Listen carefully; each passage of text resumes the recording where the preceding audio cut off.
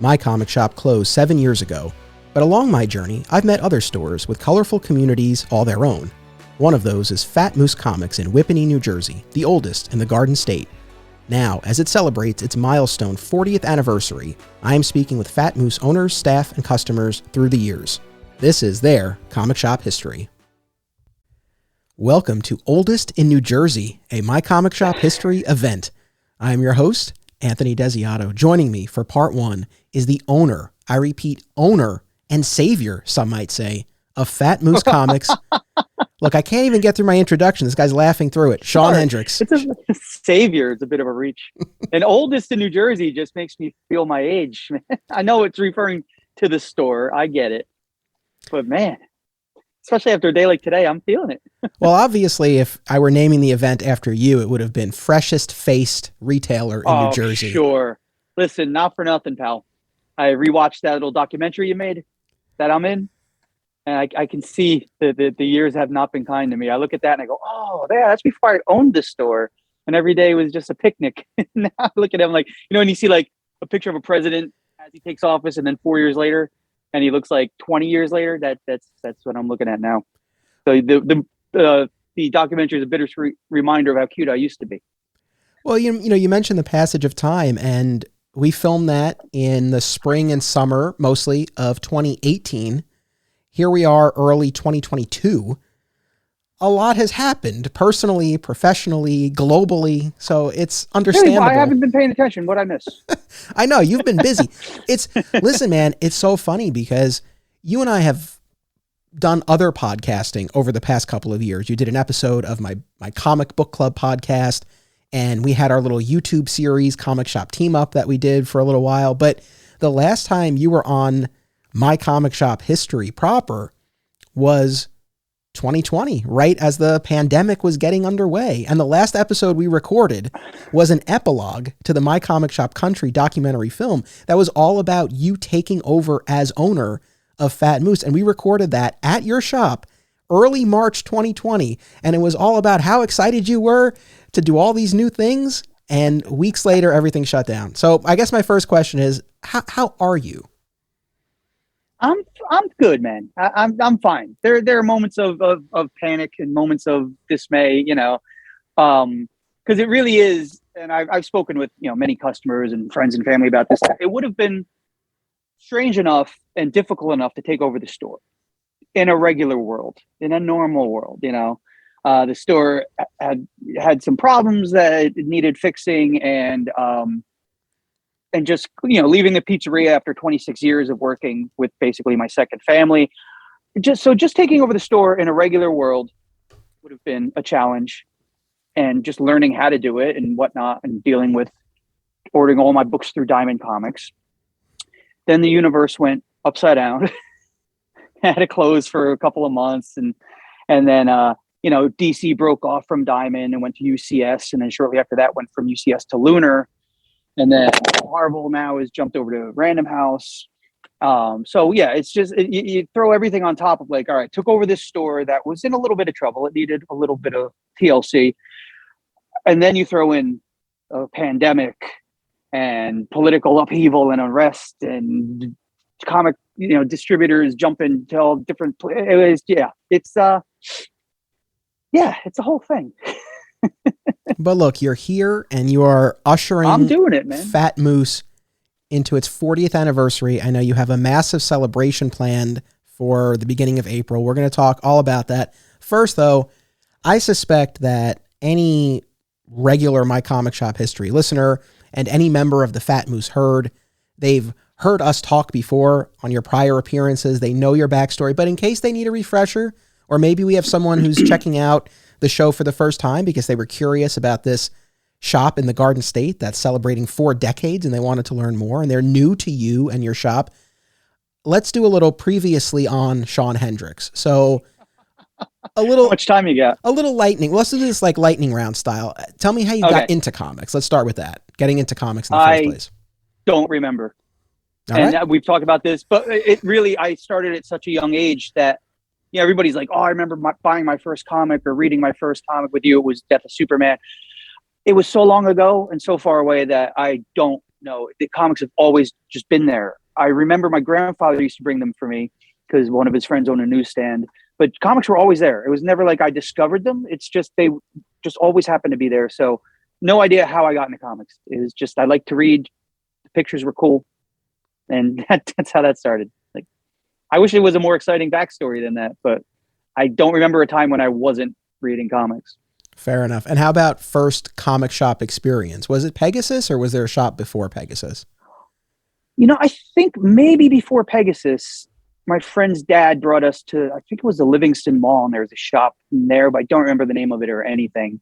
But as far as my first shop that I went to religiously, it was definitely Pegasus in 1986, 7, somewhere around there, long ago. That became my spot, my happy go-to place. And then I ended up getting a job there when I was out of high school. And then 2002, Pat decided to retire and close a store. And he recommended Fat Moose. He's like, well, this store is a little further away from your house than this place is, but go check it out first.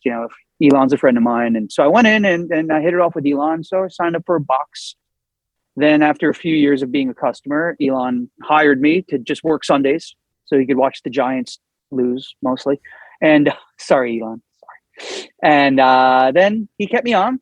He sold it to Scott in 2014. Scott kept me on as an employee based on Elon's recommendation. Scott sold it in 2016 to Matt, who worked here with me. So me and Matt had developed a friendship from working together here. Matt kept me on. End of 2019, Matt wanted to close. He had had enough. He just wasn't digging it. Don't blame him. It's a rough gig. And so I couldn't bear to see it go away. And so I bought it. The end. And here you are. That was a terrific encapsulation of your history thus far. We'll jump back and we'll unpack pieces from that, but I'm glad that we were able to lay that out so people have the overview. Before we go any further, I'm sorry. I love to interrupt you. It's fine. What do you got there? Just a bottle of water? It's a bottle of water. Yeah. That's it? Yeah. Oh man. With no bourbon? Nothing really? I know. Well, after we do this, I have to record some commercials and I have to do a little editing for my Superman show, and I need to do some comic book reading for my Superman show. So I got more reason to tie one on, friend. I suppose, but I got to stay sharp and alert. I know. The night is young. Fine. But I know. Drink alone. I know. I'm sorry, but yes, That's okay. I have my water. Though usually for the recordings, I will enjoy a little cocktail, and I always think of you when I do. I'm sorry. I'm like your little enabler. No. Like, have a drink. So I imagine people probably would hear that story and think that owning a comic shop and owning Fat Moose in particular were something that you always aspired to. They would be wrong, right? Very wrong. As we've talked about in the past, the original plan, way back when I was a kid, I wanted to be a comic book artist. And I tried and practiced and turns out I was pretty bad at it. Then I picked up a bass guitar and realized I was pretty good at that. So then the goal became rock star, which everybody aspires to at some point. And, at 49 years old, as we speak, rock stardom has certainly eluded me. I've had some successes, some fun. I've certainly had a good time with it, but yeah, I don't think I'm going to be, touring, opening for Katy Perry or anybody anytime soon. But owning a comic shop, no, I didn't want to own a comic. I liked working at Pegasus and working at Fat Moose because it's all fun. You're not paying the bills. You're not working on the order forms. You're not, but taking it over, it was, what do they call it? The call to action, the hero's journey or whatever Joseph Campbell was writing about. And that was it. It was just, and we've said it before, but for the new people, both of you, I'll say this: when the opportunity arose, I sat down with my lovely girlfriend Nicole, and I said, "What do I do? I think I got a way to take the store over." And she said, "Look, if you don't try, you're always going to wonder, could I have done something with the store? If you take it over and it succeeds, holy crap, you're your own boss. You love comic books, you love the whole culture of it. You've got a comic shop. That's great." She goes, "And if you take it over and you fail, just blame it on everybody else. Say, the store was so broken, I couldn't even fix it." So she really encouraged me to do it. And now I think she kind of regrets it sometimes when I'm here 60 something hours a week and I come home exhausted and I just want to pass out on the couch. I think she's, if she could go back in time, maybe she'd give me a different bit of advice. Well, no, I mean, that's the thing where our experiences now have diverged. I never bought into or bought fully my old comic shop. And as has been discussed at length, that shop closed, and it wasn't even a converse. It wasn't even something that I would have even considered trying to take over the store. But, watching you do that and save your shop and provide that place for the community to stay is really something that I admire. But it is a funny thing. It's really fun to work at a comic shop. It's really fun. And that's what I can speak to. You get your comics first, you're surrounded by the product, you're surrounded by people who enjoy it. It's a lot of fun. It's great. But yes, I would imagine from what I've seen on my end from Steve and now what I've heard from you and so many others, yeah, it's not, it's serious business for sure. It's a grind, man. It's a definite grind. The days blend, especially because anytime, let's say there's a new trailer for a movie or a new TV show or a video game or a new announcement for a new book, you're going to have that conversation 30 times a day with different customers. Oh, did you see the new trailer for Moon Knight? And so you have a similar conversation with almost every customer. By the end of the day, you go home, you can't remember what you said to who, I'll ask Nicole, did I tell you this thing or that? She's like, yeah, 3 times. I'm like, oh, okay. Yeah, remember when I told you about this? She's like, you never told me that. So it's hard to like compartmentalize talking to everybody and giving everybody the attention that, that they deserve. And that I never want people to walk out of here going, he's kind of a dick, So I really overextend myself to the point where when I worked at Pegasus back in the day, Pat used to chastise me. Like, you're too nice. You're being too nice to the customers. It encourages them to hang out for much longer than they need to be here. He's like, get them in, get their money, get them out. And I never learned my lesson because I have people who come in, and especially now with the pandemic, people aren't going out as much or traveling. This is the one happy spot where they can get out of the house or get out of the office. And so and I try to make it very inviting and cool. And so it works against me sometimes, and I do have work to do, some order forms or something, and people come in and they make a day of it. And it's almost like I'll never ask somebody to leave, but there are times when I'm like, I got so much damn work to do, man. And as much as I love you guys, I gotta, I gotta get this done, or I gotta go home. I haven't, so it's tough. I wish I was more like the stereotypical grumpy comic shop owner, or as he's commonly known, Steve. No, I love Steve. But yeah, it's tough because I want to give everybody a good experience. I just get tired. That's all. I'm an old guy now. So. Well, look, it's a double-edged sword because that gregarious nature of yours, yes, it might make it a little challenging when you need to get work done and people want to talk to you, but I think in large part, a big part of the reason why they come in the first place and they keep coming back is exactly for that and for that experience in the conversation. And that's what you've cultivated there. Yeah, it's always funny because, anybody who likes comics and stuff, they'll go to all the shops occasionally, bounce around. Like whenever I would be out of town, if I was touring with one of my bands, I'd hit up every shop I could find. And I hear a lot of people complain about some shops like, oh, I went to shop A, B, or C, and the guy was rude, or the guy was weird, or it's like I really never want that reputation. I never want somebody to walk out here going, "What the hell just happened in there? Like, what was wrong with that guy?" And believe me, there's plenty wrong with me. I'm just very good at covering it up. I've gone to shops where you almost feel like unwelcome. Like, hey, I'm here to buy stuff, and they'll look at you like, hold on, let me put down my Magic the Gathering cards. I'm in the middle of a game, but let me find, what do you need? I'm never going to be that guy. Even on my worst day, when I'm having a bad day and I'm tired or cranky, I'm just very good at slapping on a smile and getting through it. The drinking helps. But that, you strike me as someone for whom it comes easy to strike up conversation and engage in that way. Has that always been your nature? Yeah, I got in a lot of trouble in grade school for never shutting my damn mouth. It's like, seriously. It was a lot of parent teacher meetings about, look, Shawn needs to shut up. We know he's clever and he's always got something funny to say, but we're trying to actually get through a school day here. So, although in 8th grade, I was voted class clown in the yearbook. I still have the book with the picture with class clown, Shawn Hendricks. A very proud moment for me, not so much for my parents. They're like, this is what you wanted. This, are you happy now? This isn't going to fly on a college application. You can't really fill in, achievements, class clown. So, but yeah, I've always been a bit of a chatterbox, for good or ill. Yeah. Well, like I said, it's part of this atmosphere that you've created at the store. And I know I say this every time we talk or I talk about Fat Moose, but the atmosphere at your shop is the closest that I found to alternate realities. And I don't say that at the expense of any of the other stores I've been to. And, I've experienced it at other places and I filmed it at other places. The communities are certainly there, but Fat Moose is closest really in terms of that vibe.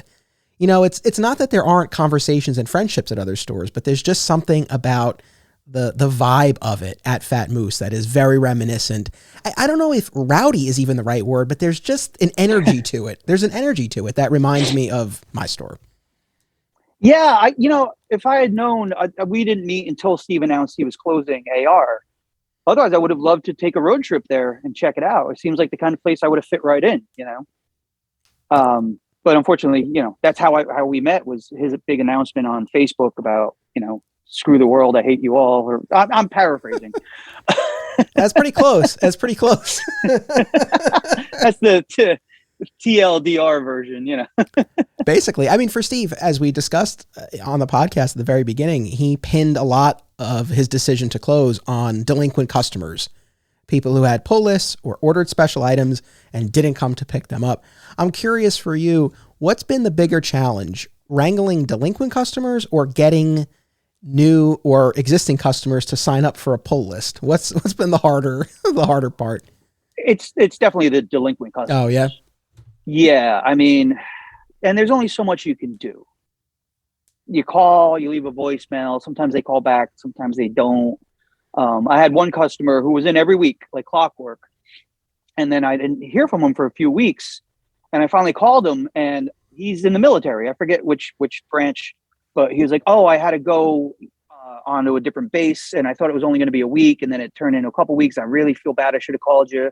I'm coming back in 2 days. I'll come right by. I'm like, no, come back and get settled. It's cool. We're like, said, I forgot that you served. So, I should have thought like, oh, maybe you got called to some sort of, duty. So that was fine. I have another customer. Honestly, I think I have a customer who may have died. It's a younger guy, maybe in his early 30s, in every week, like clockwork. We had great conversations, really nice guy. He'd come in sometimes twice a week and I'd be like, well, what are you doing here? You were already in, you got your stuff. He's like, I really got nothing going on today. I figured I'd just come in. And super nice guy. Then he disappeared for a few weeks. So I called him, and I'm never on top of people. Like, it's been 2 days. Where are you? I'll give him a few weeks. And I called him. I left a voicemail. I don't even know if it's the right phone number. I had it on file, but it just went to like an automated voicemail. So I just left a message like, hey, I haven't seen you in a few weeks. I hope everything's cool, man. Let me know what's going on.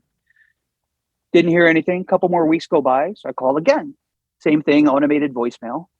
And I was like, hey, just check it in. Hope, you didn't get abducted by aliens or something. I always try to make it funny. I'm never accusatory of like, where have you been? I have books for you. It's always like, hey, did you join the witness protection program and forgot to tell me? Stuff like that.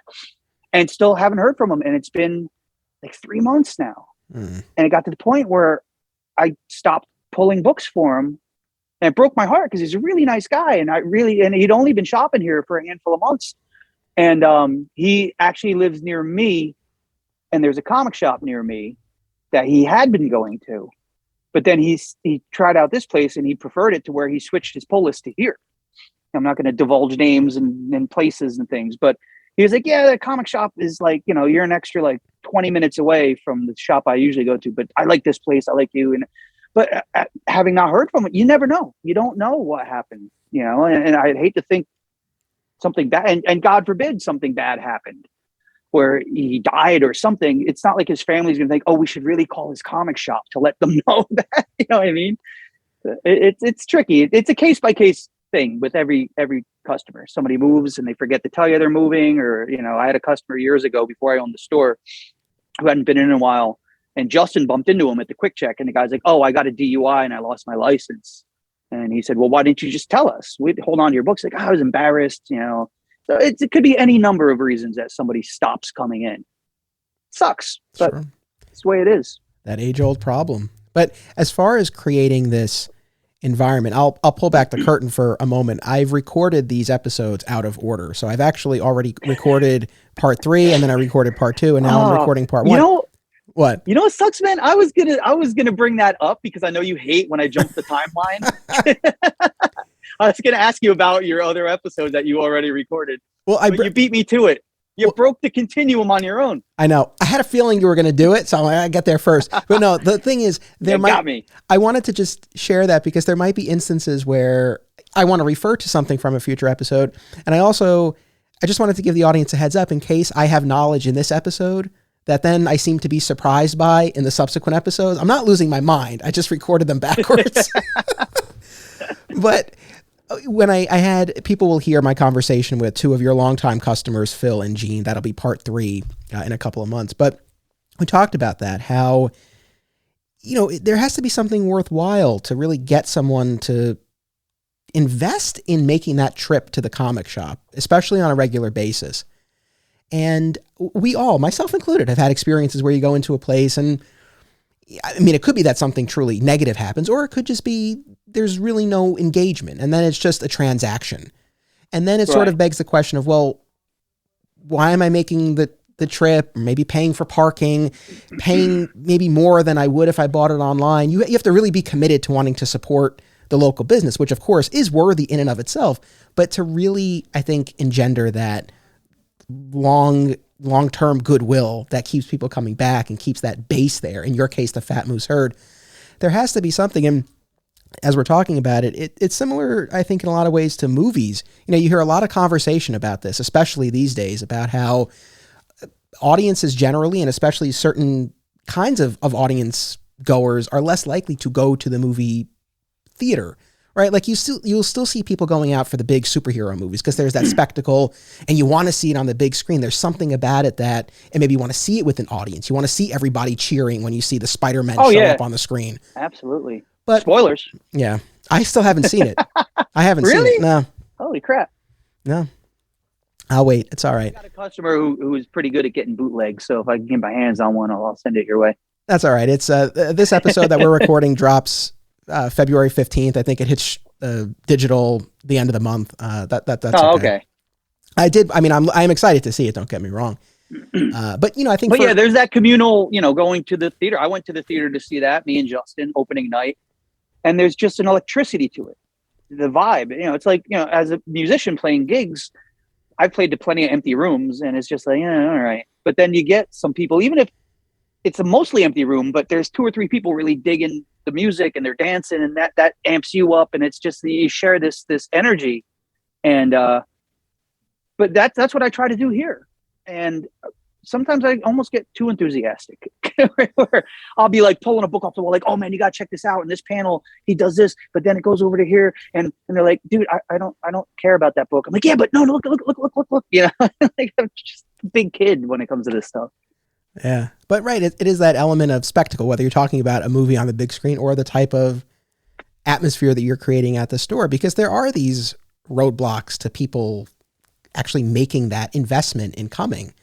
Again, especially these days. Yeah, sure. And, again, movies are an easy example, right? Paying for parking, paying for concessions. Maybe you have to find childcare to go out. There's a lot. Oh, you don't pay for concessions. Yeah, I smuggle crap in all the time. Kidding? I'm the guy in the middle of the summer with a winter coat on because the pockets are stuffed with Twizzlers and snow caps and. No, I typically don't do that. I quite enjoy the Alamo Drafthouse as our go-to theater, and I quite enjoy their popcorn. So, and that's my go-to. That's my go-to snack. But circling back to these conversations, and I know you said oftentimes you'll have to have the same conversation over and over.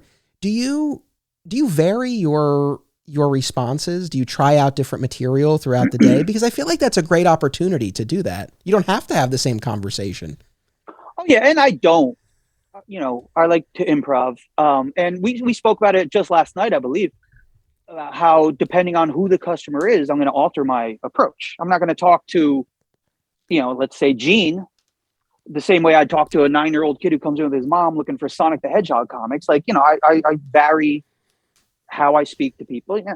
It's so even if I am having a conversation about the same trailer, I'll change it up, and again, it depends on the person.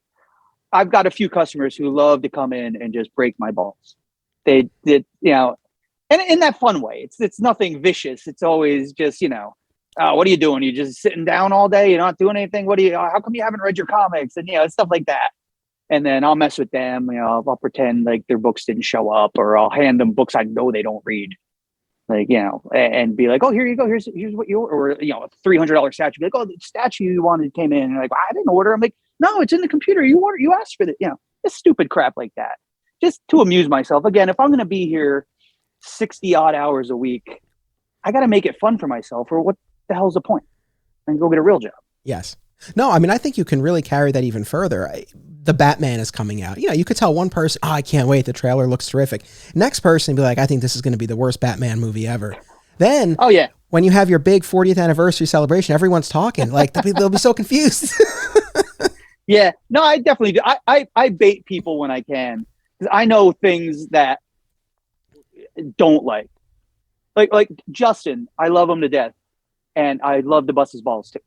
So like, he's not a fan of the Venom movies, and he was adamant about that. So when I went to see the Venom movie, I tagged him in it as if he was with me at the theater, and everybody was like, "Oh, Justin, you said you didn't want to see that movie, but Shawn said you were at the theater." I'll bust his balls about the movie Cats, because he went to see it with his aunt and he went to see it with a friend. So people will come in, I'll be like, yeah, Justin loves that. He saw that movie like 8 times, and he'll be like, I saw it twice as a favor. And I'm like, I took it. No, wasn't it 8 times? Or, if there's somebody, a character I know a customer doesn't like, and somebody else is here, we'll talk about it. I'll bring up that character just to watch the other customer be like, ugh, I can't, and just the most juvenile stuff, like, oh, show them your Batman tramp stamp, and they're like, I don't even like Batman. Yeah, just stupid, puerile, immature nonsense. Keeps me happy. Keeps you happy and keeps you young. On that note, let's take a really quick commercial break, and when we get back, we'll talk about what's coming up this April. So we'll be right back. Who do you call when you're in trouble? Alien invasion? Call Superman. Bank being robbed? Call Spider-Man. But who can you count on if you want to learn how to make a window bag? Philtastic Comics and Art is here to help. Whether it's fighting FOMO, talking about art, or baking wheat cakes, you can count on Philtastic for your comic and art-related infotainment needs. The best part? You don't even need a bat signal. Just look up Philtastic Comics and Art on YouTube. Subscribe today to keep up on everything Philtastic.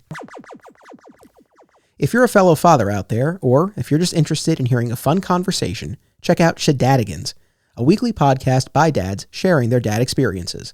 Listen, relate, and laugh. One of the hosts has been a guest of this show, Justin DeVoe. In recent years, Justin has embarked on a truly remarkable fitness journey, which you can see for yourself on Instagram at RealLifeLobo. And if you're looking for guidance on your own fitness journey, check out at Iron and Honor.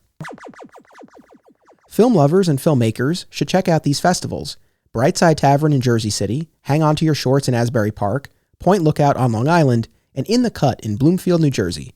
Event details and submission info can be found at filmfreeway.com. Follow the fests on social media for updates on discounts, tickets, and more. Also, be sure to listen to the Hang On to Your Shorts and Cullen on Film podcasts, available via a shared universe network. My comic shop travels haven't yet taken me to Texas, but when they do, my first stop will be the Hive Comics and Tabletop Games. As they say, we exist to make your entry into nerdy realms easy. An oasis of nerd fun and events in the heart of Odessa, Texas, Hive carries a full selection of comics, manga, and gaming, including Magic, D&D, Yu-Gi-Oh!, and Pokemon. Visit them in person or via their online shop at thehivecomics.com. Flat Squirrel Productions is an affiliate of BCW Supplies. The next time you need to restock on comic book bags, boards, boxes, and more, be sure to use promo code FSP to save 10% on your order. It helps support the show too. Thanks. And we're back. Before we jump into the 40th anniversary celebration and your 50th birthday celebration, there's a lot we still have to cover. I was curious now that you've taken over the store, because previously we taken over the store. But in the past, you and I were both in the similar position of being employees at a comic shop and loving the experience, but maybe both of us, thinking about how we would do things differently, or maybe sometimes having a little bit of tension with the owner who was set in their way of doing things. And if someone were to say to us at that point, hey, listen, you don't know, you haven't done this, fair enough. So now that you have done this, I'm curious if it's changed the perspective, kind of looking back. Like, do you kind of think like, oh, I was too hard on Matt or Scott or Elon? Or I'm just curious where you kind of landed on that now that you've had the experience of being on the other side. They all deserved every bit of criticism I ever gave them. No. They didn't know nothing about nothing. Thank God I saved this store. Now, it does. And the three of them, Elon, and even back working with Pat, before Pat at Pegasus, these are four very different individuals with four very different styles of running a store. The interesting thing was here at Fat Moose, between Elon and then Scott and then Matt, I saw three very different approaches to how to do this, all in the same location. So it wasn't like store jumping. It was all. I think actually I probably butted heads with Matt the most because I love him to death, and I'd take a rubber bullet for him.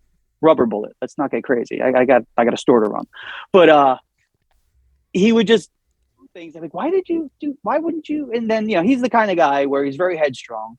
So if you say to him, oh, I think up here at this turn we should make a right, he's going to make a left, even if it drives you off the bridge, because he's like, no, I'm going this way. So he and I would often be at loggerheads as far as that goes. But has my perspective changed? Not really. It's funny because Nicole used to make fun of me because I refer to it as my store way before I owned it. I'd be like, oh, I was at my store, and she goes, it's not your store. And now it is. And I'm like, well, guess what? Now it is my story. So I did always have these ideas, what we should do? We should do this. And nobody likes being told, and I hate it. And it happens a lot. You know what you should do? Like if you start your sentence with, you know what you should do? I turn off mentally. I nod and I smile. I go, that sounds, why don't you write up a proposal and I'll pin it up on the refrigerator and we can all admire your big idea about what I should do, I actually did that to a customer, and not a regular, not one of my close customers, but he was, oh, you should do this, you should do that. And I said, I'm sorry, what's the name? He goes, my name? I go, no, I know your name. He said, what's the name of the store that you own? And he's like, I don't. I'm like, exactly. It's like, so how about you let me run my store? I said, if I need advice on the list, you're at about number 58 on the list of people I would ask advice of. But, but thank you so much for your unsolicited advice on what I should do with my store. I said, it seems to be going pretty well. Everybody seems pretty happy. How about you just let me do what I'm doing? And if I screw it up, then you could say, told you so. It's like, until such time, right. Yes. And when that came up in the context of alternate realities, Steve was, again, that was at times a source of tension when, especially those of, even those of us within the inner circle who had worked at the store and or owned the store at times, he was not looking for unsolicited feedback. And, fair enough. I think from our perspective, and probably yours as well, back before you were the owner, I guess our feeling was always, well, it's coming from a good place. We want to help. We want to make things easier and better for you. We want the store to be more successful. But yes, I certainly can appreciate, being on the other side, and it's hard enough to do this. You don't need all those other voices coming at you, especially if you're not asking for it. So I can certainly appreciate that. Well, yeah. And I mean, I will ask for help, and we've spoken about this, that I'm not proud. I know I'm still pretty new at this. I've been working in comic shops since the mid 90s, but as far as owning a business, I mean, I'm not prepared for the real world. I skated through most of my life kind of doing the minimum effort and just, I always said, I always feel like I'm living like a 19-year-old with a fake ID. I'm just like skirting the rules and just doing what I want when I want. So taking over the store, I absolutely asked for advice from a lot of the regulars, asked for advice from Pat, from Scott, from Elon. If there's something that needs to be done and I don't know how to do it, I'd rather ask someone, say, hey, can you help me with this? I'm not sure, than to do it and just be headstrong. Like, I'm going to figure it out and then screw it up. Like I've got, one of my regular box holders, he's a lawyer. Brilliant man too. Great guy. But he's the one, when I said, I want to take over the store, I need some paperwork. Can you help me? He's like, I got you. And he did it pro bono. He was just like, give me 2 days. And within 2 days, he had a contract, written up. I think I still owe him dinner for that, actually. One of my regulars, he's an electrician. And I was like, hey, man, these overhead lights, this fluorescence, they're blinking and they're making me nuts. Like, can we do LEDs? So we worked out a deal. He came in and he replaced all the lights. Like, I'm not one to be like, I don't need anybody's help. I need everybody's damn help, because I can admit when I don't know how to do something. It's just unsolicited help is bothersome. But, I certainly, when there's some sort of problem, I'm the first one to reach out to people. Like, can an adult come here, please, and show me how to do this?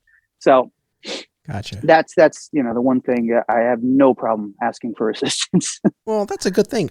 From my own experience, I wouldn't say comics retailers generally are known for that willingness to seek out help. So I think I think ultimately that's a sign of strength and wanting to improve and grow and learn in the business.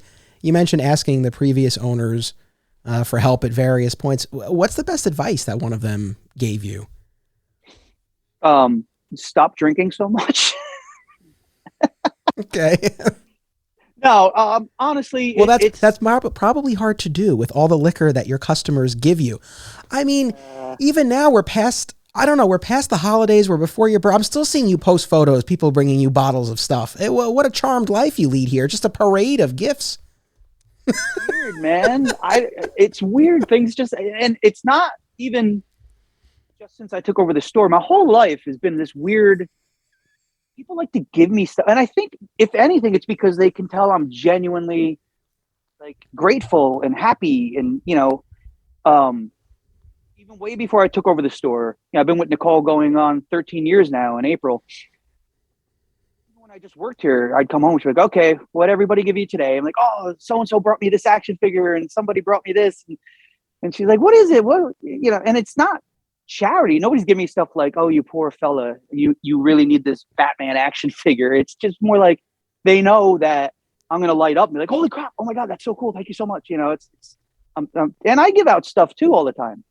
I've got a whole box of slightly used toys that people bring in and stuff that I have no interest in and no room for. So if somebody comes in with a kid, I'll be like, hey man, reach into that box, pull out an action figure, pull out a toy.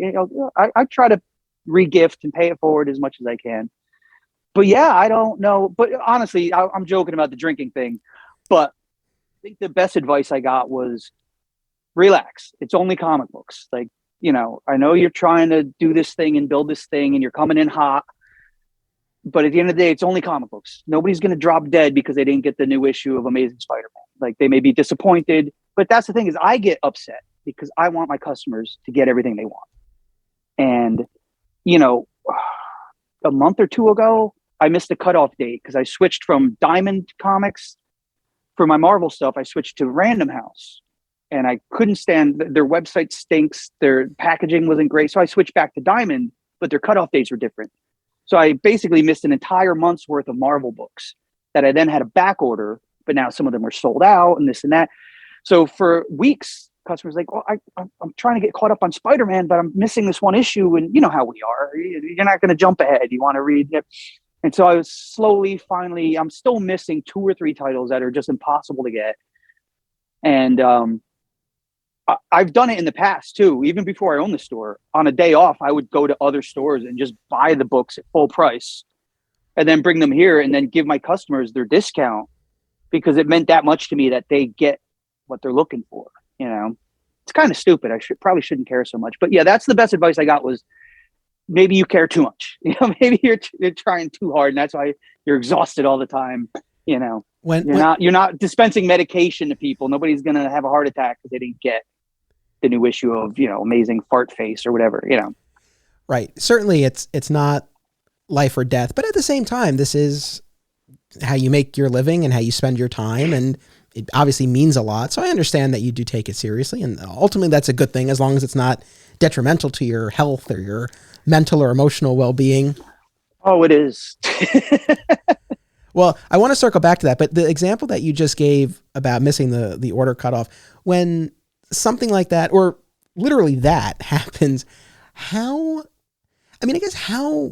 worried are you that you're going to lose people? Or is it more like, oh, I know this is going to be an inconvenience. I'm going to have to hustle to get what I'm missing, but I know they'll stay. Like where does that worry sort of land? I don't worry, really. Oh. I don't lose people.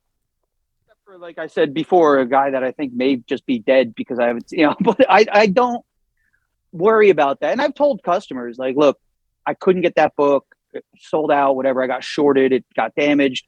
I may be able to get you second printing. If that's not acceptable, then by all means, go to Zap, go to Funny Books, go to Expired Robot. You know what I mean? Like, go. Like, I want you to have the book. I want you, because I'm the same way. I want the damn books, So I will tell people, like, hey, man, I'll call other shops and be like, do you have A, B, and C? I got a guy who's looking for it. Like, I don't worry about it because, again, I try so hard to make everybody happy, make everybody feel welcome, that if there is a glitch like that, and I'll admit to people, again, saying I never said, well, I don't know, Diamond screwed up or Random House. I said, no, I screwed up. I missed the cutoff date. It's been chaos. I will do my best to get you the book. If I cannot get you that book within X amount of time, whatever amount you need it in, just go get it somewhere else. Or if you can't find it, I'll reach out to some of the shops that I know and see if I can get it for you, But I don't worry about losing people so much because, again, I really, really bend over backwards to make everybody happy. And it's killing me. Well, not killing me, but, I've been to enough shops over all the years, and I know what it's like to have a bad shopping experience at a store like this. And I will never intentionally make that happen for somebody. Now, if somebody's being a real asshole, that's different. I said to somebody not too long ago, they were being kind of a dick, and it wasn't a regular customer. And I was just like, oh man, please, just don't tell my boss that you're unhappy with the service. And I went, oh wait, never mind. I'm the boss. And he was just like, all right, well, I get it. It was another one of those situations where a random guy came in and started telling me how to run my shop. And I was just like, that's not going to work so well. But yeah, as far as losing customers, there are ones, who move away or maybe hit some dire financial straits. And they're like, dude, I can't afford my books right now. And that's acceptable. But as far as people leaving because they're dissatisfied with the service, I can't think of one, really. I'm sure they're out there. There's probably somebody listening to this right now like, that asshole. But I don't know. Yeah. Well, I mean, it seems like, and certainly among your core group, the herd, it seems like there's a lot of, a very strong feeling of gratitude that the store is still here, which is awesome. Which, by the way, who started the Fat Moose Herd? That was Gene, wasn't it? That was Gene's idea to call it the Fat Moose Herd? Yes, and I know this because we talk about it in part 3, which I already recorded. Yeah, well, hey, wait, speaking of that. Yeah. So you talked to Phil, Gene, and you talked to Elon already, right? Were they like super gracious in talking about me and singing my praises to the skies? Or it very much... Because they damn well better be. When people hear... I mean, again, it's your parts 1 and 4 of this event, but parts 2 and 3, I think very much it's fair to say there's a strong theme of the store still here because of Shawn, and Shawn kept people here and Shawn brought people back who had left. That's definitely a sentiment that was expressed. I will say one thing from Elon's interview, which I'm excited for people to hear. It was very interesting. We talked so much about how he started the store and how he didn't have a lease in the beginning and he almost lost the store. I mean, and ultimately the decision to sell, it was really great. I think people will enjoy it, whether they know Elon and the shop or not. But one of the things that he was very candid and he shared, and I was kind of floored by, I had asked him about, look, we know there's a lot of retailers who don't make a living doing this, and maybe a spouse works or there's family money or they do this as a hobby, whatever the case may be. And I asked him about that. And he said that not only did he make a living off of this, but that going back years and years and years, he was consistently paying himself $72,000 a year. He put a number on it? He put a hard number on it. That's my Elon, yeah. That sounds just like Elon. Well, he even said that there was a point in time where I guess maybe there was at least some discussion of you buying the store or buying into the store or something like that. And your mother was not totally on board with that. He talked about my mother. This guy over here was talking about my mother. Now, yeah, when he first decided that he wanted to, offload the store, my mother had just sold a childhood home. It just got to the point that it was in Lincoln Park, New Jersey, and it was flooding more often than any house should. And she's like, look, man, I got to get rid of this thing. So she had already been living with her boyfriend, who was now her husband, for years. And I moved in with Nicole, who had just not too far off had bought a condo where I still reside, thank God. And but she had the money. She was flush with house money, from selling it. And I called her up. I remember I was delivering pizza that day, like every damn day. And I pulled over. I had this epiphany. I pulled over the side of the road and I called her up. I'm like, Mom, how about you loan me the money to buy the comic shop? And she's not, I'm her little boy, youngest, out of 2 kids. And she's very much, very protective of me. Always has been. And she just didn't see the big picture. She's like, what are you going to do? How are you going to do it? And I'm kind of glad she didn't see the money, because I don't think I was ready at that point. That was like 2014, 2013, 2014. And I don't think I would have done a good job. I don't think I was prepared for it. I don't think I'm prepared now, but I seem to be skating by. But just see it. And he's like, well, why don't you just go manage one of the pizzerias? Because the Anthony Franco's that I worked for, they have like 11 locations now. And they would always be like, why don't you come manage a store? I'm like, I don't have a passion. I like eating pizza. I don't want to manage a pizzeria. And so she down gently. And then, a couple years later, when I was able to circumvent borrowing money from her and stuff, the person who really turned her around on that was my stepfather, Harry. I told him about it, and my mom was like, why? What are you going to do? How are you going to make money? I'm like, well, I buy goods at a certain price and I sell them for more than I paid. And then I make money. Like that's how this is commerce. But, he's a businessman. He's been running his own business for a long time. And when I explained it to him, he's like, yeah, you do this. It's about time. About time you grew up, and he was very encouraging, still is. And so she kind of came around and was like, oh, wait. Oh, so this is a thing you could actually do. And, she knows, obviously I've been in the comics my whole life. So she came around on it. It took her a minute. At first she was like, no, my little baby's going to be eaten up by the world. You're not ready for this. And I'm like, I probably have been ready for this for a long time, but the fear of adulthood that she put into me by always kind of like coddling me, it took me a minute to be like, no, I can do this. And I think of other comic shops. Well, I'm just as smart as these other fools. I know I've got a brain in my head. I always tested well in school. So if these guys are doing it, why not me? So that was, kind of it. Well, what the hell was the question? As I said I said this to Elon, and I'll say it to you. I feel like you should have just told your mom what Elon was pulling down. That probably would have been enough to be like, wow, this seems pretty viable. It's a pretty good number. I'm not there yet. Well, hopefully. Yeah, I love Elon. See, that's the thing about Elon that made him successful is he's a numbers guy. I'm not a numbers guy. I'm more of an experience guy. I want people to have a good experience. I want to have a good day. I want to make people happy. And then if I make money, it's like, oh, great, cool. I actually made some money. But I look at these other comic shops. I'm in a retailers group on Facebook. It's a private page. You have to either manage a shop or own it. And some of these people are so good at their job, down to the decimal points. Well, if the discount on this is this, if I order that many of this, but if I get this through that distributor instead, my discount is this much more, and I'm going to save 32 cents per month on this. And it boggles me. I was never a math guy. I always did well in school, but I always hated math. And my whole thing at the end of the day is, did we lose money today? Oh, we didn't. Oh, cool. All right, good. We're good. We can open tomorrow. All right, good. We'll be open tomorrow. I can't, I'm very bad at the accounting aspect of it, but we're still open. So I must be doing something okay.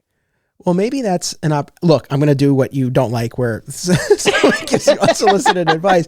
But, you mentioned having a customer who's a lawyer who helped out. Maybe there's an accountant in the Fat Moose herd, someone who, even if you hire them, that can sort of help fill in that gap. So that way you can marry the experience that you create with the bottom line. Well, I do. And I think you know this. I have a silent partner who shall remain unnamed because that person said, just I'll help you out, but leave me out of it. Let me, get this percentage. And that person, the mystery person, I do the day by day, adding up, how do we do it? But once a month, my silent partner will add up everything and be like, all right, here's the profit and loss, and here's what you can pay yourself this month. Here's what you owe me, and even something like paying the quarterly taxes. My partner takes care of that. Which is a great help. So I'm boots on the ground. I'm the guy here behind the register every day. I'm doing the order forms. I'm dealing with everything. And my partner is the one who's kind of like, hey, it's the end of the month. Give me an hour. Let me total everything. Send me whatever financial information you need. So without that partner, I'd be completely adrift. Partner is like, I don't need to be in the spotlight. I just, let me help you and I'll take my little cut. And believe me, none of this would have happened without that person, to whom I am forever grateful. And one day when I actually learn what I'm doing, I'm going to buy him out. Elon might have named that partner in his episode. I'm going to have to go edit, aren't I? Did he? I don't care.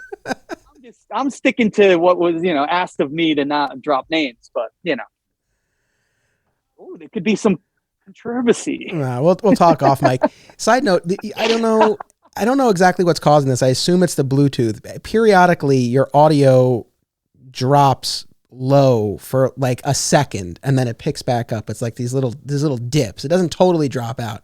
I don't know exactly what it could be. I don't know exactly how we would address it, but to the audience, that's what's happening. So if you're hearing that every now and then on Shawn's end, we're doing the best we can with our remote setup here. You know what that might be? I'm using the iPad and my AirPod buds, whatever the hell they're called.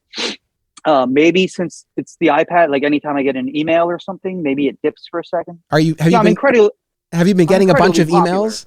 I'm super popular, dude. No, seriously, have you been getting a bunch of emails since we've been doing this? I'm not gonna. I don't want to click off the screen. I don't want to screw this up even worse, dude. I'm barely holding on as it is. No, it's quite all right. Actually, I do have a couple of retail questions for you because I've not been as plugged in since I made the documentary over these past couple of years. Nope, I'm good. I've got enough of them. But I just want to get. I have a general idea, but I just want to get more of a handle on this. So, which publishers do you get from which distributors, and what day of the week do they each come in on? Okay.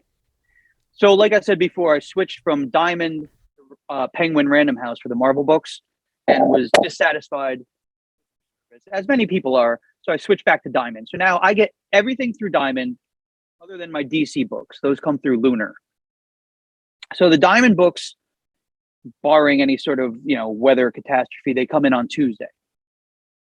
Depending on which UPS guy I get. I got one guy, man. He'll roll up like 4 p.m. I'm like, dude, come on, man. Can't you get here a little early? And I came by at 9 a.m. You weren't here. I'm like, I don't open till 11. Come on, man. But most of the UPS guys are cool. They try to get here right near opening, like, a little after 11. So that's Tuesday. Then, of course, as you know, count everything in, check for damages or shortages, and then do the pull lists. And then at the end of the day, put everything out for sale. The Lunar books, the DC stuff that comes through Lunar, that stuff sometimes comes as early as almost a week before. Like on a Wednesday, I will get next week's books. And now the thing with Lunar is you're allowed to sell the DC books a day early on Tuesday. Anything through Diamond, you are not allowed to sell it till Wednesday. And if you get caught selling it early, you could lose your account and then lose your damn store. And Lunar's fine with their packaging. Diamond is still hit or miss sometimes. And Diamond, I pay COD. I'll stop at the post office on the way in and get a money order. Lunar, I just pay online with the store credit card thingy. And it's been pretty smooth actually so far. But Random House, maybe I'll go back to them at some point because they don't charge for shipping, which is a boon. But again, not being a big numbers guy, I'm like, I don't know. How much was the shipping this week? I don't know. I didn't even look. Like I pay the bill comes in, I pay the bill, and I don't worry about it. And I'm envious of the guys who are better at this, who really have it down to a science, as far as, you know, the zeros and ones and the decimal points. And I'm not that guy. So that's it. I'm just dealing with Lunar and Diamond right now. Gotcha. Do you have people who will come in on Tuesday and then come again on Wednesday because they want the DC books right away? I do. I got a couple guys. Hey, listen, good for them. I appreciate the passion. Now, you mentioned putting in these 60+ hour weeks. And I know that obviously you've had to deal with a lot of curveballs over these past couple of years, the pandemic, the change in distributors, all that stuff. But I mean, I guess that aside, what is the biggest time killer for you? Time killer as far as like the running of the store. What takes the most work, or what do I waste my time doing where I don't get any work done? No, that would be YouTube. YouTube is my bane. I fall down a YouTube hole like several times a day. Well, you're also quite the YouTube content creator as well, which again, I want to circle back to your physical and mental well-being. The YouTube videos, I think, tie into that. I want to come back to that, but no, not how you. We can address that. Not how you procrastinate, but you know what will keep you there late. Like what are you working on? It's 1,000 tiny things. It's always, the work's never done. It's a matter of, I just added more rack space to the Marvel section and to the independent section. And that's a matter of like, all right, well, if I move this here, I can have space for that there. But okay, if I move that there, that's not going to fit. It's a lot of just trying to optimize my, floor space, try to optimize what I can sell, where I can put things and keep it organized. And then it's 1,000 little things, man. Taking out the garbage, vacuuming the floor, cleaning things, working on order forms. It's every month I get the Diamond catalog at the start of the month, and I go, I'm going to get a head start on this. And then next thing you know, it's the end of the month. You're like, crap, my Diamond order is due in 4 hours, and I haven't even opened the front page yet. So it's so I don't think there's any one thing that really eats up the majority of the time. It's just I'll be working on like bagging and boarding these books, and all of a sudden I'll be like, oh, you know what? I really need to take care of this thing over here. And so I'll do that. And then I'll come back and be like, oh shit. Also that over there I've been meaning to do. So it's just 1,000 tiny things, but I don't think there's any one real time suck where it's like, oh man, this takes up so much of my day. I understand. And you are essentially a one-man operation. Yeah, I have Justin here, who I love him dearly. He's a great dude, and he helps out a lot. But he's only here like 10 hours a week. Right. I have him here on Wednesdays because that's our busy day as far as, the new books are out and customers come in. And then I have him in on Saturdays because, Saturday can get busy. People are off work. They want to take their kids out to go shopping or whatever. But the rest of the time, man, it's a solo act, and it's a lot. But now at your peak hours were you doing a week? Let's turn it on to you now, sir. I'll try to think. I mean, honestly, it was nothing crazy. The most frequently I worked there was during college, and specifically those summers during college. And I think maybe at the peak I was doing 3 full days, maybe, because I definitely remember a stretch of doing like Wednesday, Thursday, Friday. Open to close. Basically, yeah. And I mean, it varied over time because there were definitely times where I was there with Steve, but then there were loads of times where I was just running the shop myself. I remember there were times I did Mondays. It's funny. A lot of it kind of is a blur now, but it was never like I did the full week. It was never that. Right. So maybe 3 days at most. All right. That's still pretty good though. I'm sure that was very helpful, and yeah, I would love to give Justin more hours. I had somebody today, a friend of mine who stopped in. I hadn't seen him in a couple of months. He moved out of state and he stopped in and we're talking. He's like, man, you're really working yourself to the bone. He's like, you got to hire somebody. I was like, well, who? I said, most of my regular customers who would know how to do this, like a guy like Gene, who did work for Elon back in the day, with wives and home lives. And, like, you can't be like, oh, honey, I'm going to spend every Sunday at the comic shop working for store credit or whatever. It's not going to fly. And, like, well, you got to get a young guy in there. I'm like, well, who? Well, I'm going to give like a 14-year-old the key to my store. Like it's very hard. And I've had conversations with Ben from Zap Comics about that. He goes, yeah, it's very tough to find the right person who's basically willing to do it more for the love of the game than actual, like, oh, and here's your dental plan. It ain't going to happen. Right. So as promised, like I said, there's a couple things I want to circle back to, but as promised, I want to talk about April, what's coming up in April. So April 1st, 2022 is the 40-year anniversary of Fat Moose Comics. 40 years from when Elon opened the store back in 1982. And then a couple of weeks later, it's the 50th birthday of Shawn Hendricks. So April's a big month.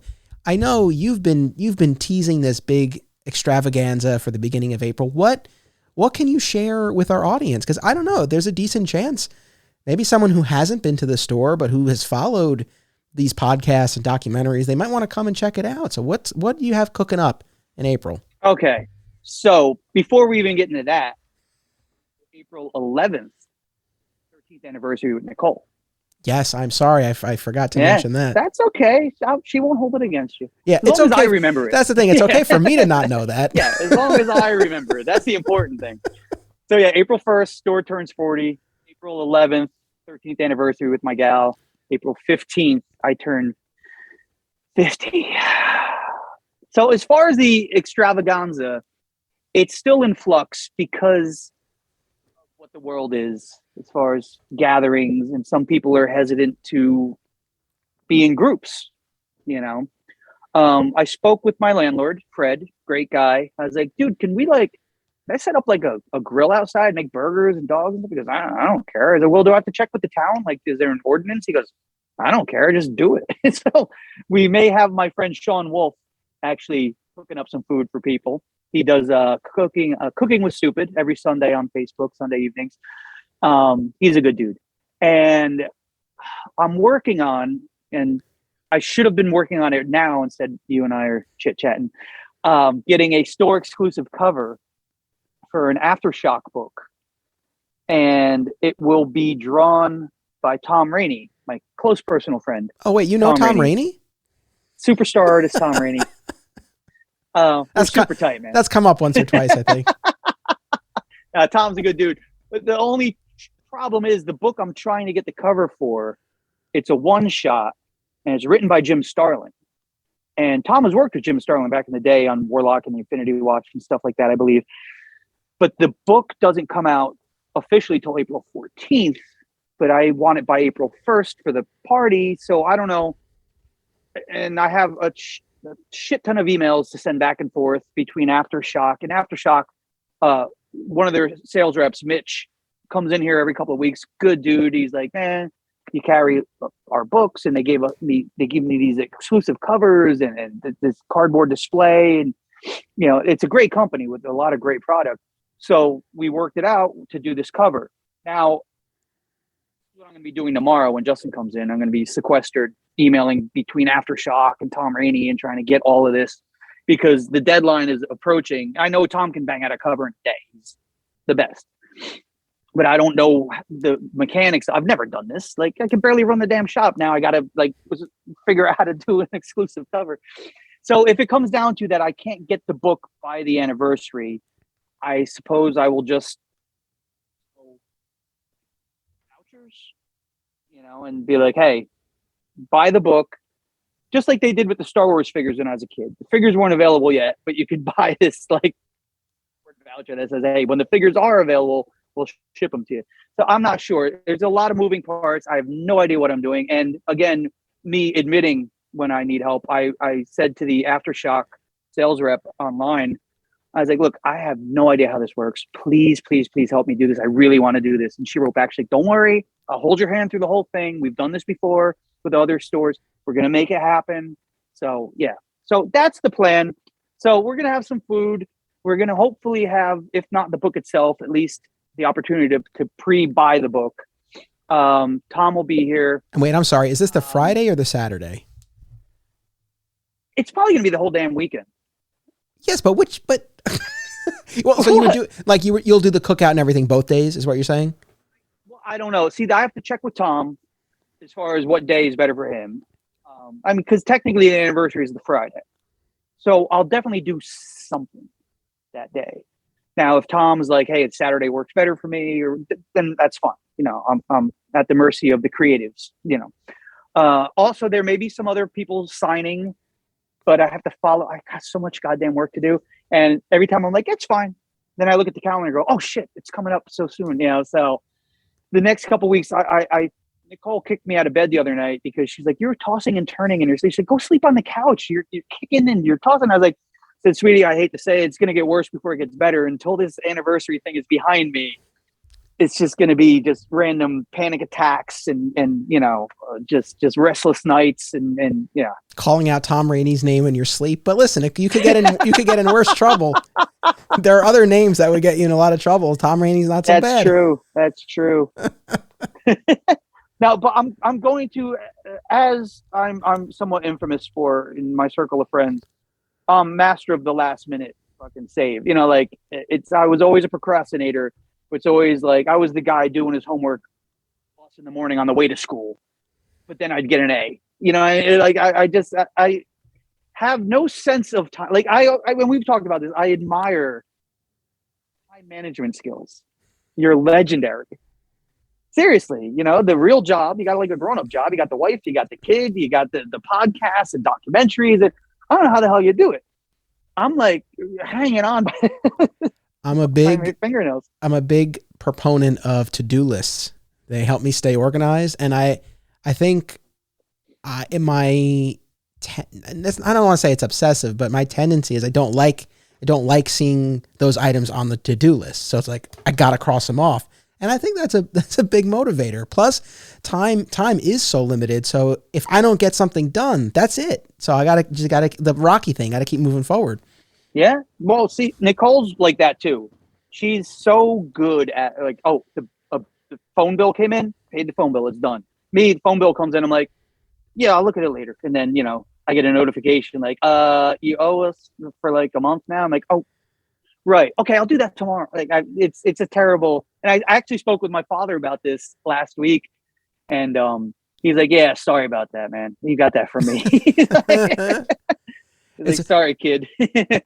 Just jumping back for a second, it's funny with the real job. I always thought a retailer outreach position with a comics publisher that would be a fun gig. Like basically going around to comic shops but getting paid for it and developing those relationships. You know. Yeah, that's what my friend Mitch does. You know, for Aftershock.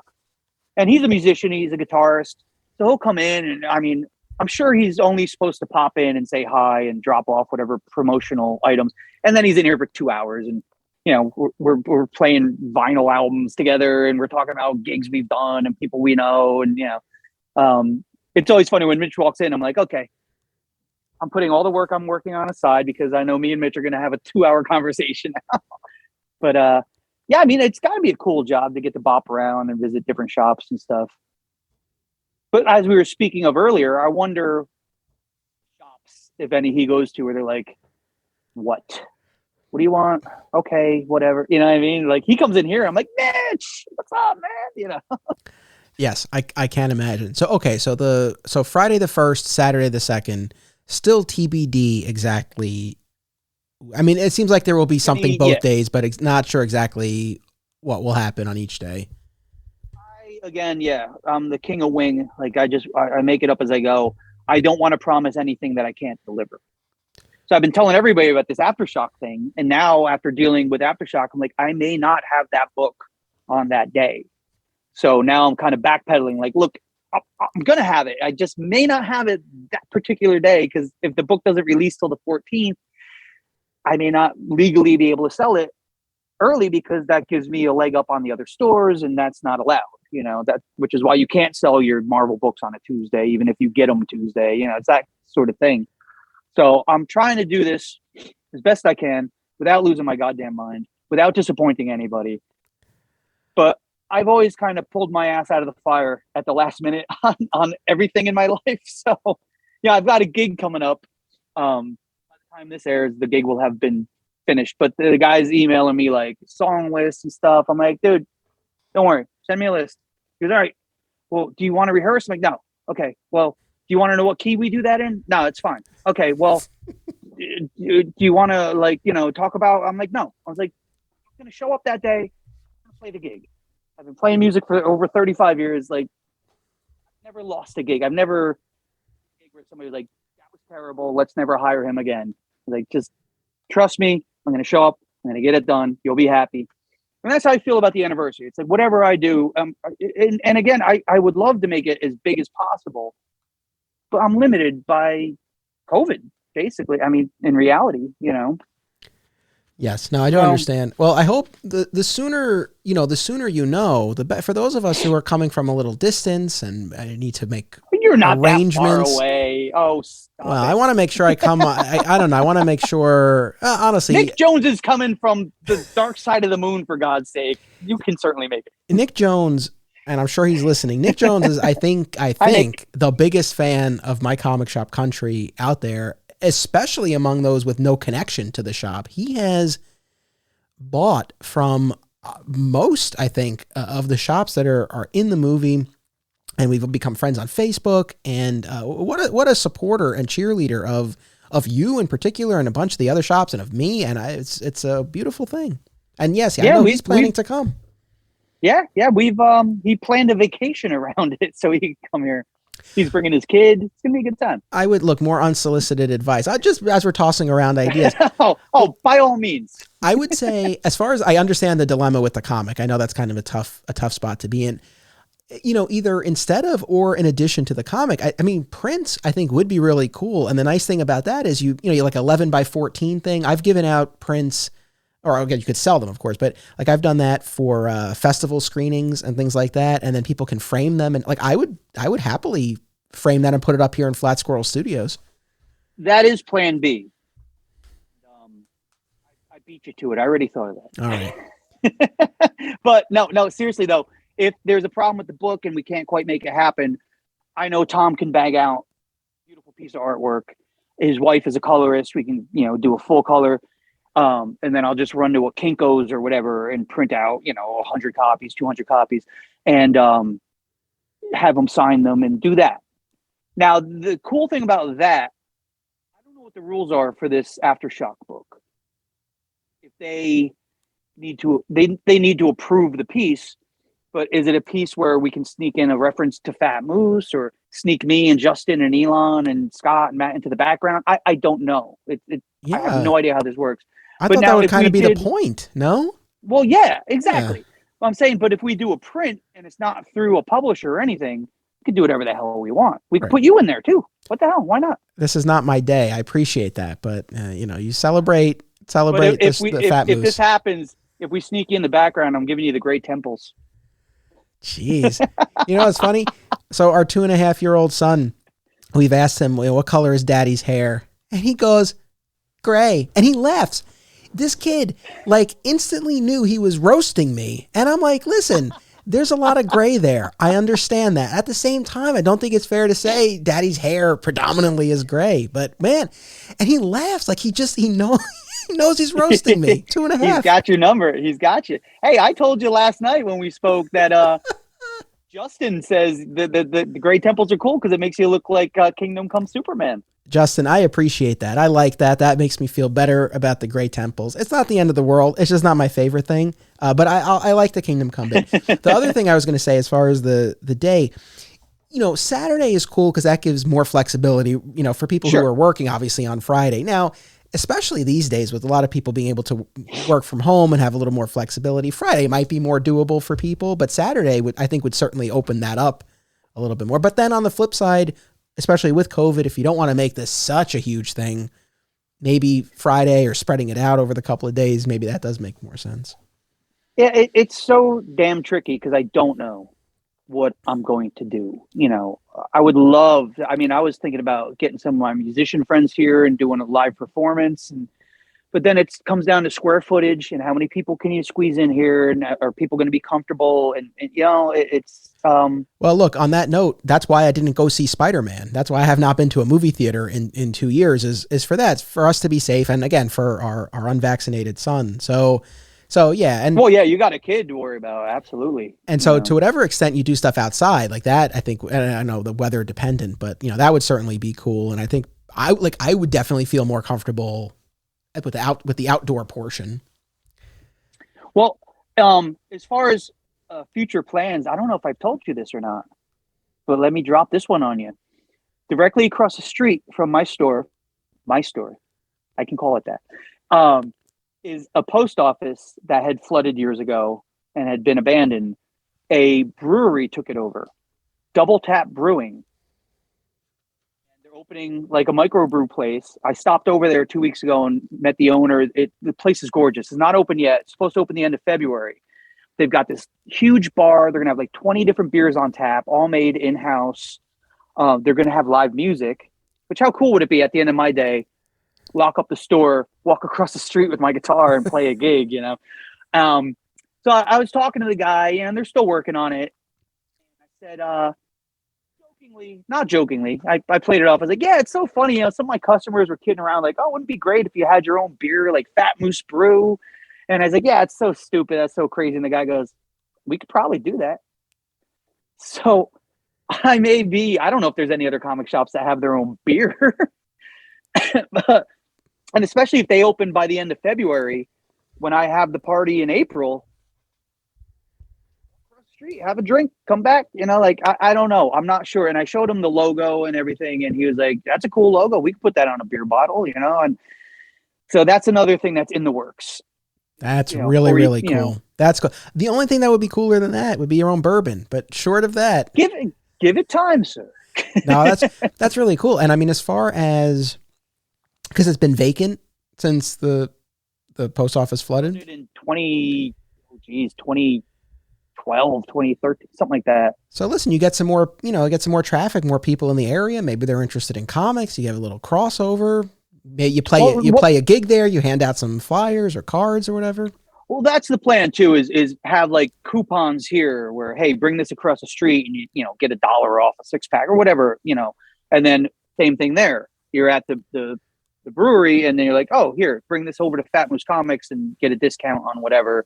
It's synergy, as they say in the business world. Listen, oh man, I'm excited for you for that. There's so much potential. Like I've talked on the show before how one of the guys from AR, Mike San Gregorio, he's over these past few years has been organizing this book club, and it's been virtual during the pandemic. But prior to that, the guys would meet at a brewery, and they alternated, I think, between a couple. But yeah, I mean, there's all sorts of stuff you could do with tie-in events and things like that. That's cool. I'm excited for you. That's exactly what we need at Fat Moose Comics. More alcohol. Well, couldn't open a friggin' gym across the street and maybe I can get myself in shape. No, they got to open a brewery across the street. That's like thanks, universe. But no, the owner's a really nice guy, and he's like, yeah, you help me, I help you. I said, I told him on Wednesday nights, my regular crew, around 7:30 or so, we all have a shot of bourbon together and celebrate halfway through the week, celebrate New Comic Book Day, whatever. And there's nothing stopping us from after I close at 8:00, walking across the street and having a beer together. Yeah. No, very, very cool. No, that sounds promising. All right. So as far as the event goes, details still TBD, some possibilities, maybe some food, maybe some live music, maybe some sketching, maybe some signing, maybe an exclusive comic. Yeah, it's all still very much in flux.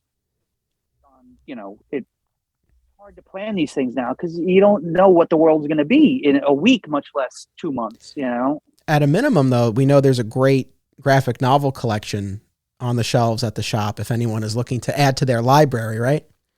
The Desiato collection. How are those books doing? Yeah, I brought those to you March 2020. How are they doing? I saw the bunch. I do owe you some money. I have it all written down. It's all, I've been doing my bookkeeping with that. It's just so funny because weirdo trades. It's just strange. Oh, bagging the trades? Now, I know a lot of people do it. I'm just busting your balls. No, I understand. I've talked about it before. To me, it was always an automatic. We did it at Alternate Realities. I did it at home. I thought everybody and every store bagged their trades. And it was only once I started going to these other places that I was like, oh, that's really not so much of a thing. Well, see, for your personal collection, I can see that, bagging them so they don't get dusty. Because all of my trades in my collection at home, everything's got an inch of dust on it, But at a store, I mean, I see these stores that bag even like new this week issues.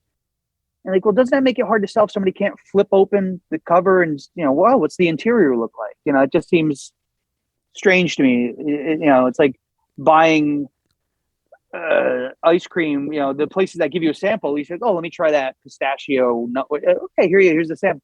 So to buy a comic book without having any idea what it looks like on the inside, like, it just seems strange to me. I hear you. Maybe I'm showing my age. All right, last two questions. So the first is a big picture Moose question.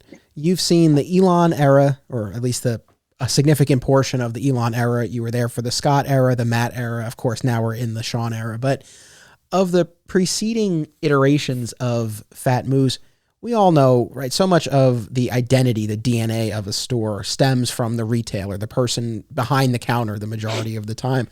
So I'm curious, how did each of the prior owners sort of set the tone or define the store? How did you see the store change with each owner?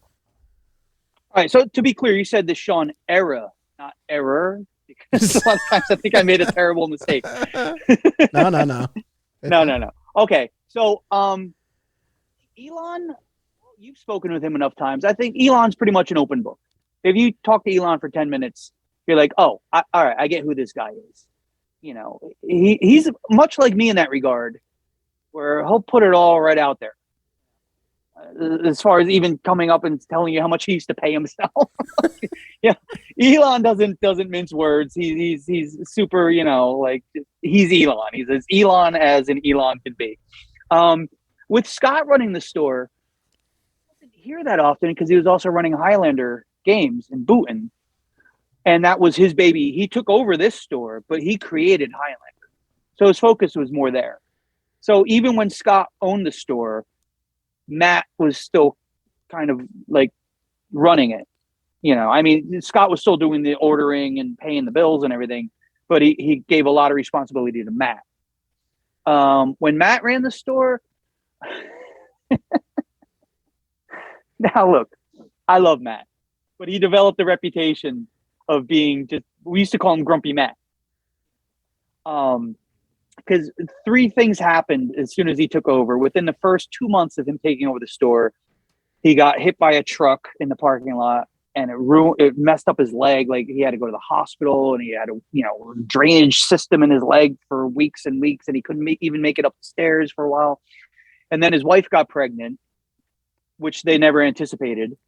And then he bought a house, and all this happened within the span of several months. So his attention was elsewhere. Obviously, you're going to put your family first. You're going to put your health first. His leg was all mangled. I could send you a picture. It's gross. But so he kind of quickly, he came in hot, like with all these ideas. And like, yeah, we're going to do this. Yeah, we'll do that. And, oh my God, we're going to do that. And then, crushed leg, pregnant wife, bought a house. So the comic shop became lower on his list of priorities. But as far as the temperature of the store, the Elon, for all of his success and for making this, creating the store out of whole cloth, towards the end of his run, he was losing interest. He had a woman out in the Seattle area, and that's why he wanted to sell the store so he could move out with her. So he just kind of I'd come in on a Sunday and he still hadn't done the pulls from Tuesday. He's like, oh, I got to finish the pulls. I'm like, what are you talking? You got the books on Tuesday. It's Sunday. You haven't really? Scott, like I said, was a bit distracted by Highlander, but Scott put in a lot of work. I mean, he brought in his Highlander crew and they painted everything and tidied everything up. And Matt came in strong, but then he's not as much of a person as I am. And he doesn't drink. So of course, it's going to be a rough day when you can't even have a cocktail at the end of it. But he developed a reputation of he couldn't wait to not be here. He'd have me here, he'd have Justin here. He just wasn't engaged with it. He liked the store more as a way to get the stuff he wanted for himself. And the customer was always second place. It's like, well, I only have one of these and I want it, so I'm not going to sell it to that guy, which is fine. It's the way he's wired. It served him well enough. And as far as me, I don't know, man. That's up to somebody else to judge how the hell this store is these days. But people seem to like it. I'm picking up new people all the time. It's almost every day that I'm open, somebody's in here for the first time.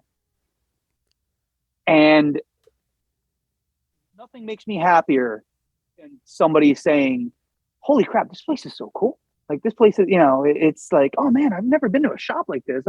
I try to treat it like an underground record store, even though we're way, way above ground on the second floor, but I try to give it that kind of, this is going to sound so dumb, but that punk rock vibe. You can go to stores that are much better, much more run more responsibly, much cleaner, much whatever.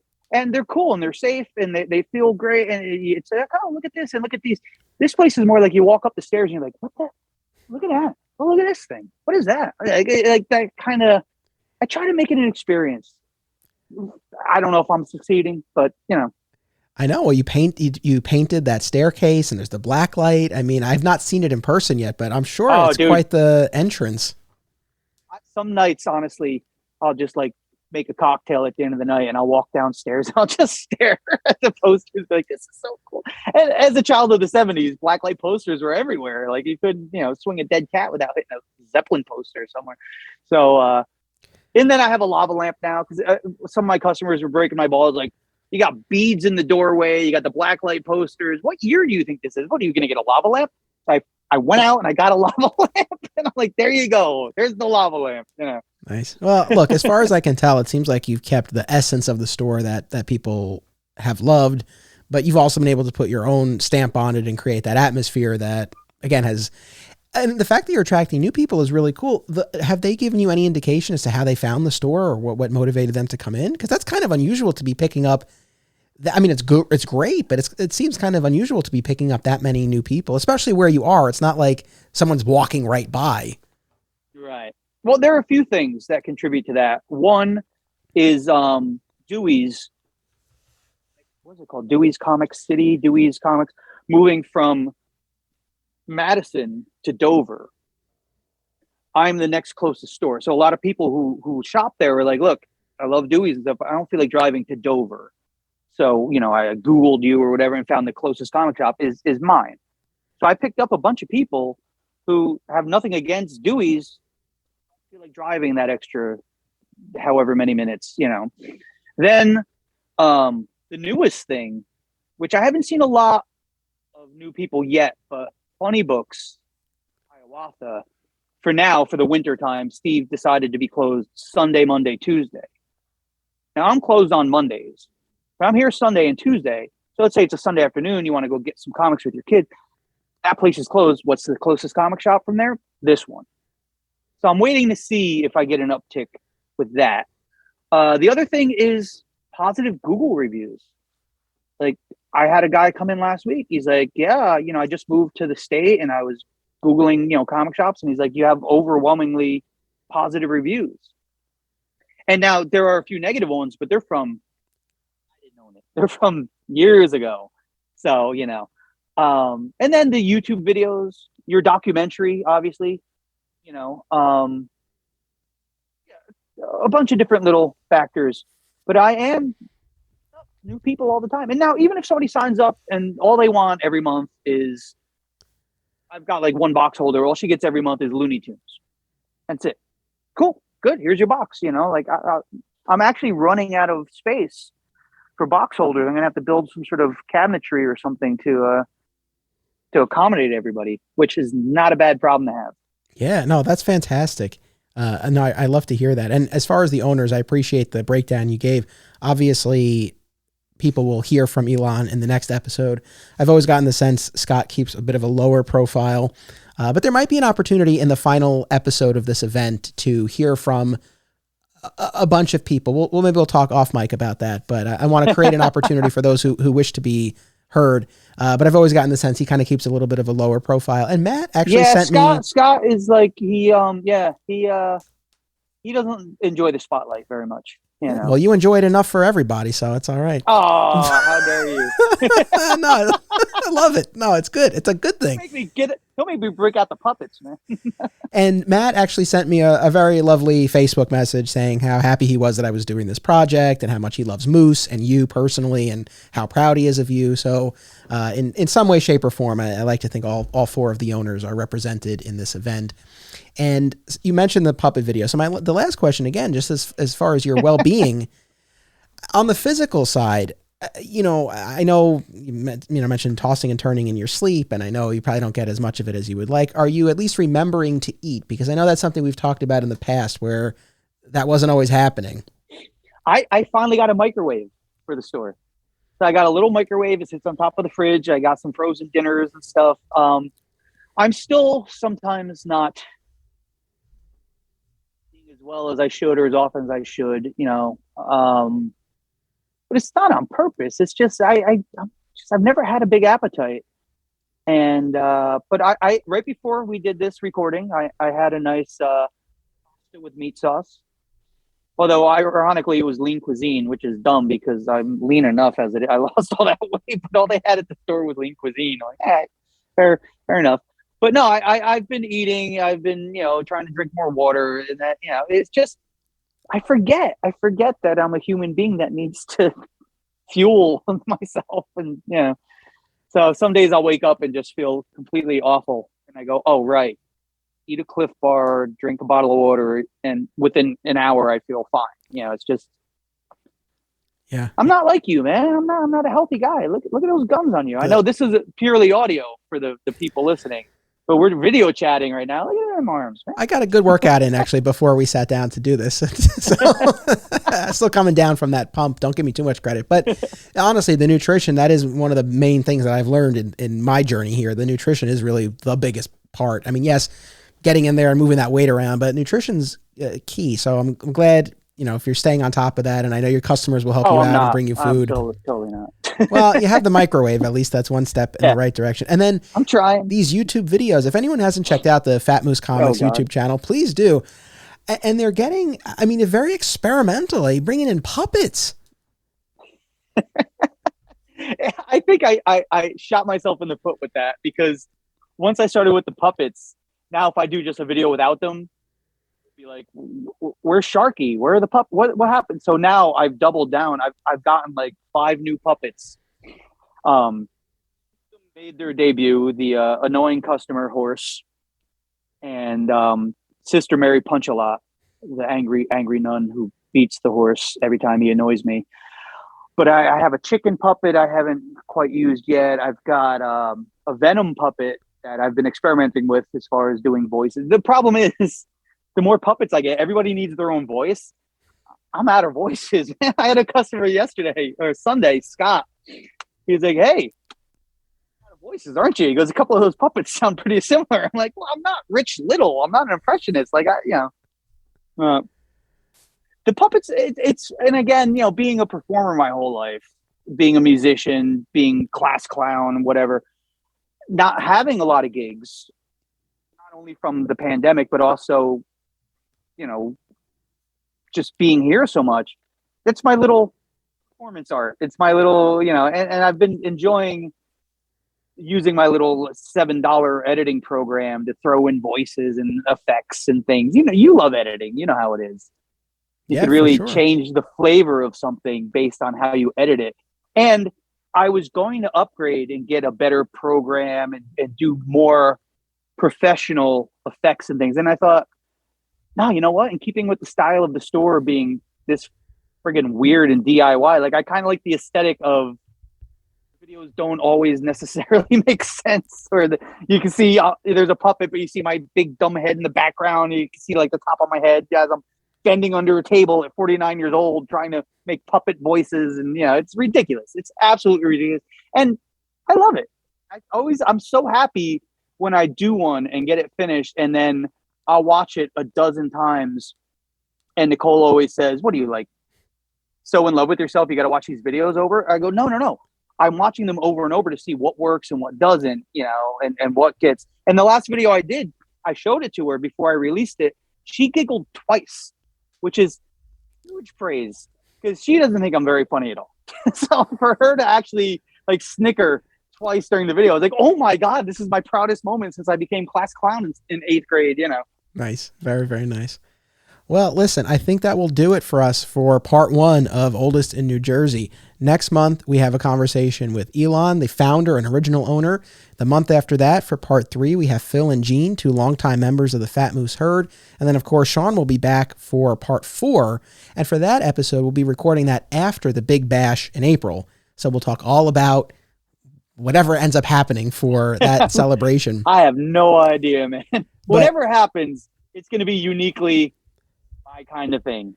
For good or for ill, it's that was Shawn's party, definitely. Yeah, I'm sure it'll be a lot of fun. I'm looking forward to it. To any of the listeners, whether you're familiar with Fat Moose or not, if you're available and able to come, I encourage you to. I'm sure it'll be a blast. Where should they follow for updates? The Fat Moose Facebook page, is that the best place? Yeah, I really should, join the rest of the world and do Instagram and I don't know, TikTok or whatever the hell. But I do Facebook and then the YouTube channel, with the puppet videos. Listen, you're 50. The people are lucky you're on Facebook and YouTube. What more do they want? Right. My God, you're lucky I'm not just mimeographing the pull lists every week. Now, I feel that way too. A former guest of this show, Zach Walliner, he messaged me recently and he was encouraging me to do TikTok. And I don't disagree with him. It probably would make sense to do, but it's like, I don't know that I have the bandwidth, as much as I hate that phrase. But it's like, I just don't know that I have that in me like right now. I do Facebook, Twitter, Instagram, YouTube. But in any event, if people want to keep up with your store generally, and especially with the April anniversary celebration, yes, they should check out Fat Moose Comics on Facebook. And YouTube. Yes. Because puppets. There you go. Well, listen, it's always a pleasure. It's always so much fun when we do this. So thank you for your time. I will let you go. I'll let you go home and hopefully get some rest. I'll probably be up till 3 a.m. as usual. Well, hopefully you can get a little bit more sleep than that. But thank you, and I look forward to the bash, and I look forward to recording part 4 of this with you. Thank you, as always, to the audience. Make sure you come back next month for part 2. And until then, don't be a flat squirrel. Support the show and receive exclusive bonus episodes at patreon.com/Anthony Desiato. Check out my Superman podcast, Digging for Kryptonite, a Superman fan journey, available on all major podcast platforms. And be sure to watch the documentary film My Comic Shop Country on Amazon, Apple TV, and CuriosityStream.